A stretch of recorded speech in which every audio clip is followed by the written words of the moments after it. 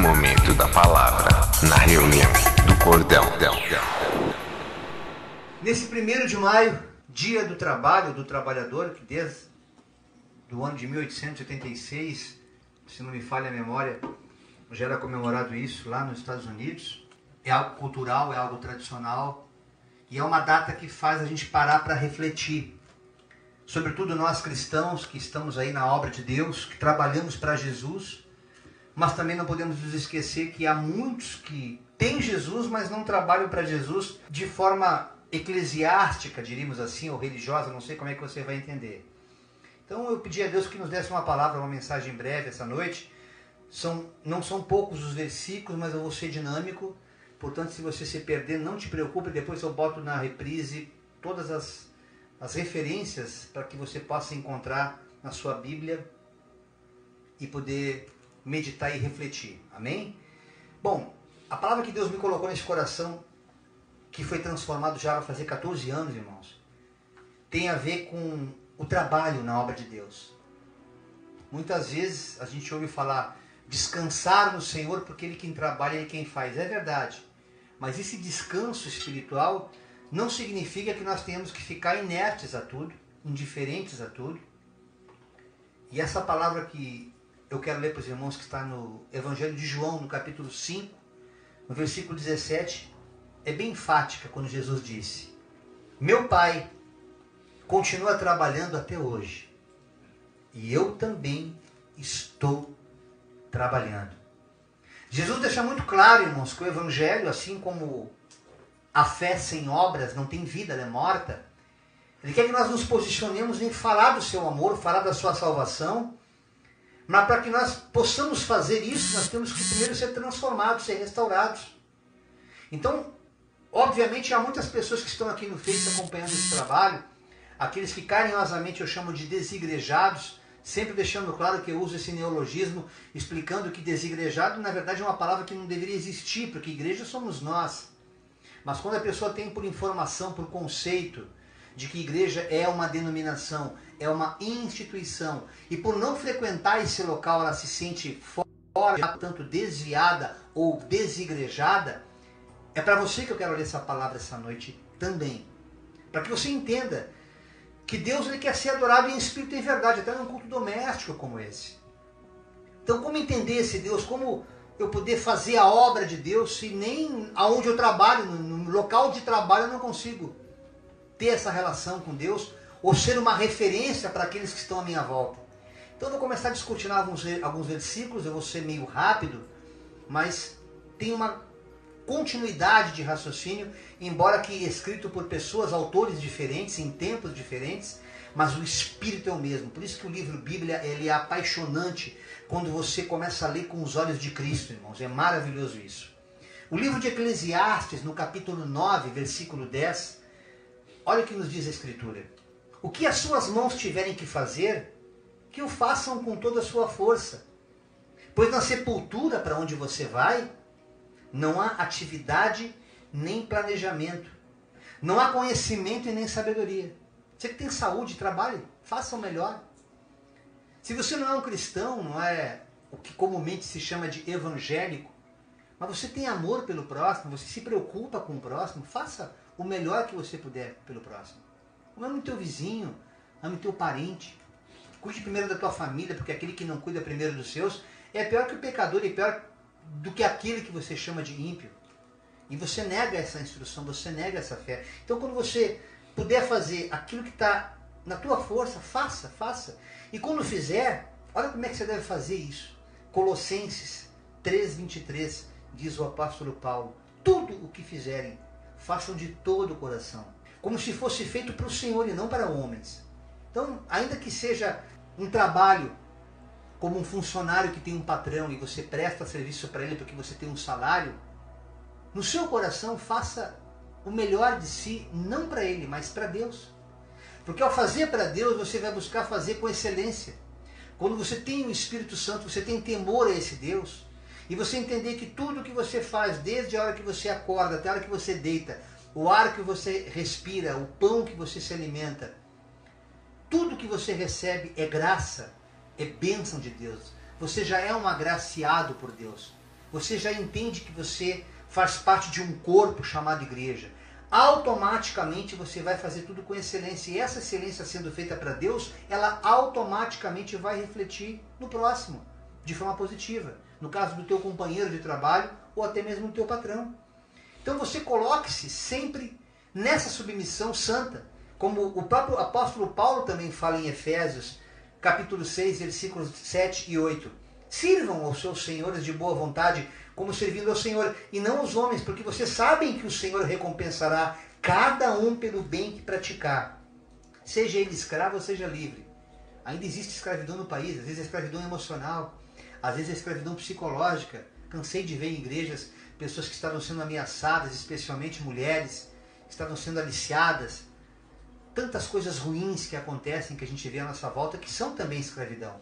Em que pese a lei áurea no Brasil, há pessoas que se colocam numa relação de escravidão junto ao seu patrão, junto a uma estrutura de forma profissional. Então, faça para Deus e Deus vai agir de forma restauradora na tua vida.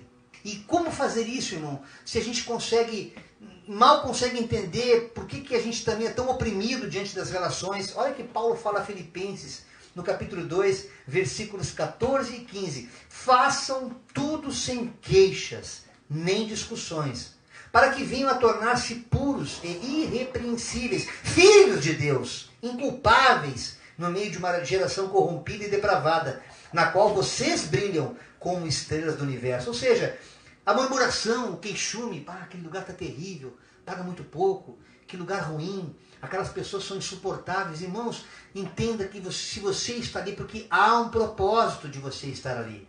E os dias serão abreviados da sua permanência naquele lugar, quando esta compreensão de Filipenses 2, 14 e 15 entrar no teu espírito. Quando você de fato se tornar aquilo que a palavra quer que você se torne, estrelas no universo, brilhando como estrelas no universo. Ou seja, você tornando-se uma carta viva naquele lugar de opressão, um lugar que você nem gostaria de estar ali, mas entenda que tudo coopera conjuntamente para o bem daqueles que amam a Deus.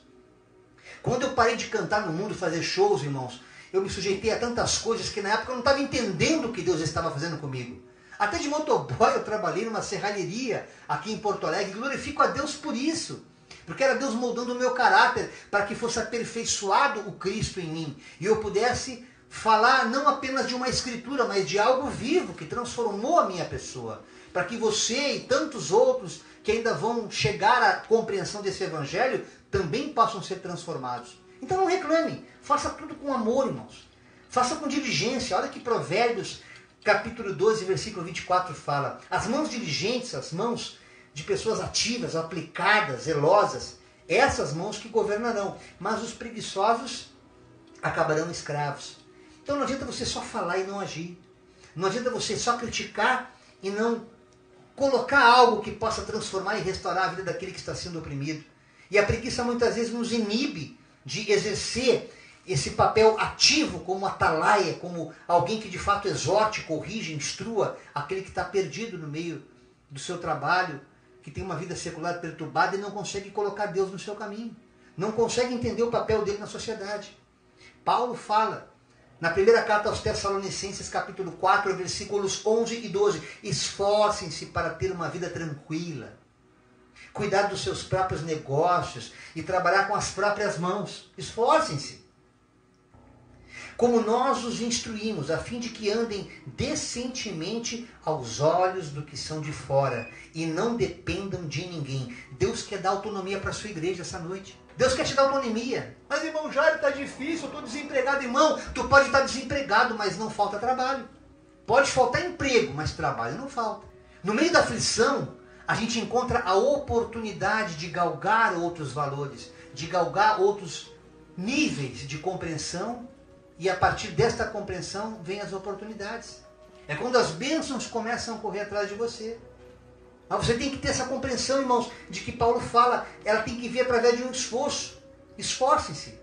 Não apenas deixar cair do céu, vá em busca. Você tem um talento, você tem uma preparação para alguma coisa. Não importa se seja uma faxina que você faça, ou se você é um administrador de empresa, não importa, irmãos. Deus tem algo para você de acordo com o seu talento. E Deus vai permitir que você coma o teu pão. e se alimente dele através dos dons que ele te deu. A segunda carta de Paulo aos Tessalonicenses, capítulo 3, versículos 10 a 12. Quando ainda estávamos com vocês, nós ordenamos isto: se alguém não quiser trabalhar, também que não coma. Pois ouvimos que alguns de vocês estão ociosos, não trabalham, mas andam se intrometendo na vida alheia. Ainda bem que na igreja não acontece isso, não é, meus irmãos? As tais pessoas ordenamos e exortamos, no nome do Senhor Jesus Cristo, que trabalhem tranquilamente e comam o seu próprio pão. Há pessoas que são improdutivas, irmãos, de forma absoluta. E elas passam a ser pesadas para outras. Entenda que Deus tem propósito de te usar para crescimento da tua família e para crescimento do reino de Deus em ti, através do teu trabalho. Não necessariamente um trabalho secular, de repente um trabalho na obra de Deus, mas algo Deus quer que você faça. É a pessoa que é descomprometida consigo mesma e com qualquer oportunidade que venha na direção dela. E aí, o que acontece nesse tempo? As pessoas vão se desencorajando porque o país está ruim, a situação é ruim, e elas optam em fazer o que não é lícito. Aí Paulo exorta, lá em Efésios, capítulo 4, versículo 28. O que furtava não furta mais. Antes trabalhe, fazendo algo de útil com as mãos, para que tenha o que repartir com quem estiver necessidade. Quando você entender o seu papel na sociedade, ainda que seja uma sociedade caída, uma sociedade injusta, você vai perceber que Deus vai te justificar. Irmãos, nós ficamos dentro de denominações evangélicas durante uma década praticamente, mais de uma década, 9 anos e meio somente na restauração. O que eu vi de irmãos abençoados que tornaram-se grandes servos do Senhor, que eram ladrões, assassinos, pessoas totalmente com caráter corrompido. E Deus fez um trabalho maravilhoso através do serviço de capelania daquele ministério. E pessoas foram alcançadas, foram transformadas, foram regeneradas, porque elas entenderam que aquele caminho era mau aos olhos do Senhor e aos olhos da própria sociedade. Então, se você conhece alguém que está nesse fluxo, irmãos, mostre esse vídeo para ele. Ao compartilhar, marca ele. Às vezes até no Face, talvez você conheça alguém que está andando por um caminho não legal, que vai levar ou à morte física e espiritual, ou algo pior, irmão, que é justamente a condenação eterna. Então entenda que Deus tem algo para cada um de nós nessa sociedade injusta, nesse mundo caído. Então vereis a diferença daqueles que servem e não servem a Deus. Essa palavra é uma palavra reina, meus irmãos. É uma palavra que vai se materializar. Agora eu quero falar com os meus irmãos cristãos. Você que é de igreja, você que faz parte de uma instituição. Você que, como eu, quando teve um chamado, achou, poxa vida, agora virei um vagabundo de Cristo, não tenho mais um trabalho secular, meu Deus, e agora? Não faço mais os meus shows com cachês antecipados, onde eu conseguia custear as minhas despesas. Como é que eu faço agora? Como é que eu vivo nesse mundo onde o capitalismo impera, uma sociedade tão corrupta, tão injusta, tão ingrata, e a gente muitas vezes assumindo juízo desigual, melhor dizendo, em função da corrupção que tornou-se a religião, o evangelho dentro de algumas denominações, especialmente cristãs evangélicas. Olha o que diz a palavra de Deus, Paulo falando a Timóteo, no capítulo 2, versículo 15. Procure apresentar-se a Deus aprovado, como obreiro que não tem do que se envergonhar, que maneja corretamente a palavra da verdade. Manipular corretamente a palavra da verdade, meus irmãos, não significa dizer que você tenha que decorar tudo que está aqui escrito nesse livro Bíblia. O livro é uma coletânea de sublivros chamada Escritura. Escritura Sagrada. A palavra de Deus está contida nessa Escritura Sagrada. Quando você entender isso, o que você vai guardar aqui dentro não são os textos contidos aqui, mas a essência do que está neles, segundo Jesus Cristo. Aí você vai discernir a palavra do texto, a palavra da Escritura. Então Deus fala claramente, através da sua palavra, manejar corretamente não a Escritura, mas manejar a palavra, a essência. Você se tornar uma carta viva. Você, com seu testemunho prático de vida, ser um exemplo para que outras pessoas leiam você e assimilem essa verdade espiritual da qual você pratica. Para que outros também sejam imitadores, assim como Paulo sempre disse, sejam, pois, meus imitadores, já que vocês não estão entendendo o que significa obedecer a Deus, me imitem, me imitem. 1 Coríntios 3,9, pois nós somos cooperadores de Deus. Vocês aí que estão aí do outro lado do Facebook, a maioria de vocês, são lavoura de Deus, edifício de Deus.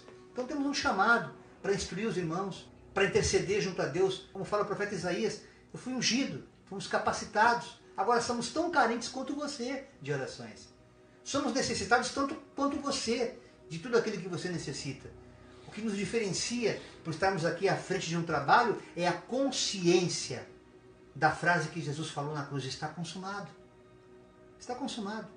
A gente crê nisso. E nos jogamos de corpo, alma e espírito nessa obra. Por isso que Deus tem nos honrado, porque a fé, ela move. Ela move, irmãos. Ela move o que está paralisado. Ela ressuscita o que está morto. É esta fé que Deus quer que nós pratiquemos, para que possamos viver essa verdade. Atos 18, 1 a 5. Isso é para você que vive por fé.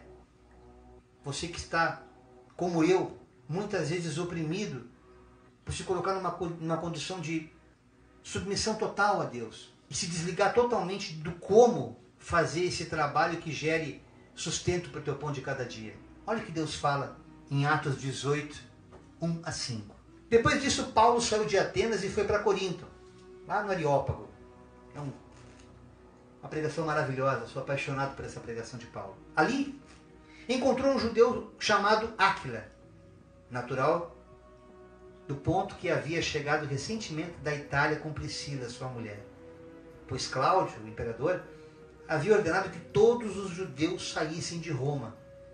Estava havendo uma confusão total, irmão. Esse cristianismo que estava nascendo lá não estava dando certo. Falar de Jesus não era um bom negócio. Todo mundo teve que sair fora de Roma. Paulo foi ver Áquila e Priscila, uma vez que eles tinham a mesma profissão. Parece que se repete, né? Encontrei dois que têm a mesma profissão que eu aqui.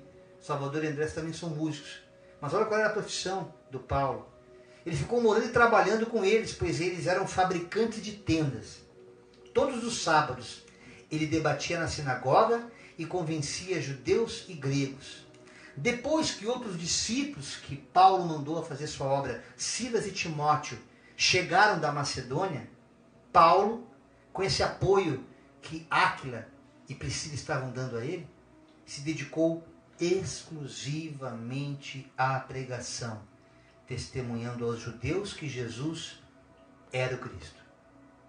Quando você compreende o chamado e entende que Deus quer que você fique como você está, ainda que a tua natureza não aceite isso, porque a própria palavra fala, aquele que não trabalhar, que não coma. Mas quando você tem uma direção de Deus, irmão, para fazer aquilo que não te joga em rosto, e Ele vai te dando sinais claros do seu cuidado, do seu carinho, fique para aquilo ao qual Deus te chamou. Mas não faça isso sem a direção de Deus, que você vai ser pesado para aqueles que estiverem à sua volta e vai ser prejuízo para você. Portanto, nunca diga para si mesmo, Deus falou isso, quando Deus não falou. Você, para se tornar uma carta viva e ser digno desse chamado, é dia do trabalho, é um dia próprio para falar disso para você, meu irmão. Para você, minha irmã. Entenda que Deus, Ele escolhe e capacita, Ele nomeia.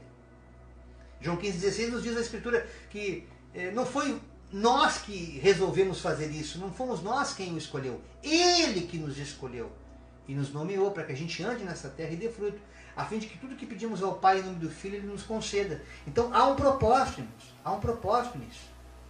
Paulo, Gálatas 6,6. E o que é instruído na palavra, você que está recebendo esse maná, você que está recebendo essa instrução e vê que a gente trabalha com excelência, e Deus não permite que nós tenhamos uma outra atividade, não porque a gente não quer, mas porque assim Ele determinou que fosse. Olha que Paulo fala em Gálatas 6,6. Você que é instruído na palavra, reparta de todos os seus bens com aquele que o instrui. Por isso que naquele tempo os cristãos tinham muito em comum, repartiam seus bens com alegria. Tem até um hino católico que fala sobre isso. Porque havia essa consciência de que aquele homem ou aquela mulher que se colocava a fazer a obra de Deus, havia uma necessidade dele se dedicar àquilo, irmãos. Não dá para servir a dois senhores ao mesmo tempo. Embora existam muitos servos de Deus que hoje trabalham com excelência no trabalho secular e trabalham com excelência na obra espiritual dentro de denominações evangélicas. Há outros que são assalariados por algumas instituições maiores, que têm como condição pagar e até enviar missionários, cada qual no seu chamado. Nós estamos começando um trabalho muito recente, muito novo. Como ministério temos um pouco mais de um ano. Mas entendemos que Deus tem preparado todas as coisas e não nos tem deixado envergonhado. Até aqui o Senhor tem nos sustentado. E será com você também quando você entender o propósito que Deus tem na tua vida, como tem na nossa. A primeira carta de Paulo aos Coríntios, no capítulo 15, 58. Portanto, meus irmãos amados, sede firmes e constantes, sempre abundantes na obra do Senhor, sabendo que o vosso trabalho não é vão. Não é vão. Tivemos experiências práticas, especialmente ali em São Paulo. Quero citar aqui como ilustração dessa ministração os nossos queridos irmãos Israel e Vanise. Eu vivi na prática sem entender o que estava acontecendo, irmão, nem pastor eu era. Mas já éramos um grupo musical, Cordão de Três Dobras, Lucas 10, 7. Permanecei naquela mesma casa, comendo e bebendo o que vos oferecerem, pois digno é o trabalhador de seu salário. Não vos mudei de casa em casa. Não dava nem para sair da casa do Israel e Vanise, eles não iam deixar, porque a graça de Deus estava ali. Aquele quartinho escolhido como quartinho do profeta, que eu fiquei tantos meses ali com eles, foi maravilhoso para o meu crescimento espiritual. Ali Deus falou comigo, ali Deus revelou meu casamento. Quanta coisa aconteceu ali, meu irmão. Ali houve a metanoia naquele lugar. Então quando Deus te envia, não critica. Você que é missionário, você quer fazer missão, quer ir para a África, porque você acha que fazer missão é ir para a África. Pode ser em São Paulo, pode ser em Sapucaia, pode ser na tua cidade que tu estás, mas tu não está compreendendo o teu chamado nesse local.